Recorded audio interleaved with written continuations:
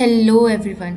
आज के इस वीडियो में हम क्लास 12 हिंदी आरोह काव्य खंड अध्याय 6 बादल राग कविता पढ़ने वाले हैं।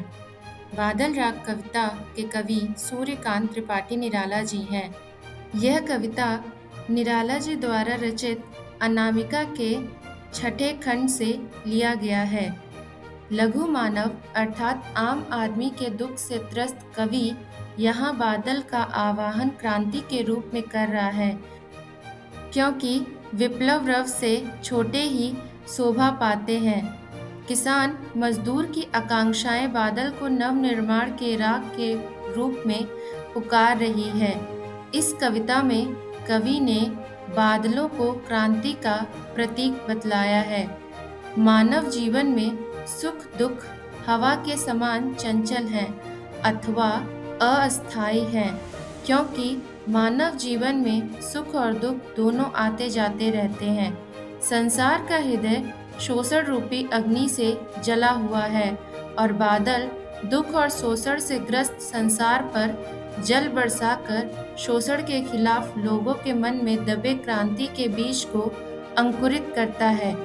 जिस प्रकार लोगों की उम्मीद होती है कि बादल जल बरसाकर गर्मी से राहत देगा, उसी प्रकार लोगों को क्रांति से उम्मीद है कि उन्हें शोषण से मुक्ति मिलेगी।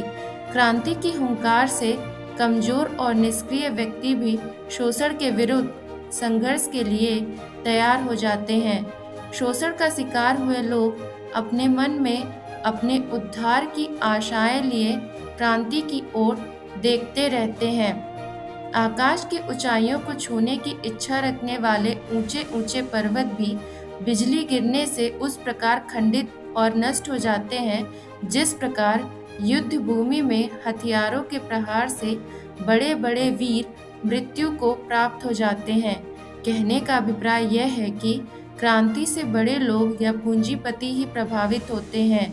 इसके विपरीत पर्वतों के खंडित होने पर छोटे पौधे हंसते हैं, वे इससे अपार हरियाली प्राप्त करते हैं और प्रसन्न होकर हाथ हिलाकर तुझे अर्थात बादल को बुलाते हैं। क्रांति से शोषित और दलित वर्ग को लाभ मिलता है, अर्थात शोषित वर्ग जब शोषण के विरुद्ध आवाज उठाते हैं तो बड़े से बड़े पूंजीपतियों का घमंड चूर चूर हो जाता है। कवि कहता है कि पूंजीपतियों के द्वारा बनाए गए ऊंचे ऊंचे भवन केवल भवन नहीं हैं, बल्कि ये तो गरीबों में भय पैदा करने वाले भवन हैं, क्योंकि पूंजीपति लोगों ने इन्हें गरीबों का शोषण करके ही बनाया है।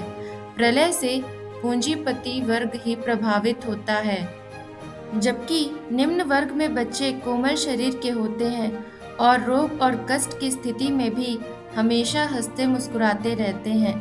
कवि बादल अर्थात क्रांतिकारी से कहता है कि शोषित वर्ग शोषण के कारण अत्यधिक कमजोर हो गया है और अब वह शोषण को खत्म करने के लिए बेचैन है। शोषकों ने शोषित वर्ग की जीवन शक्ति छीन ली है, अर्थात उनका रक्त रूपी सार तत्व चूस लिया है।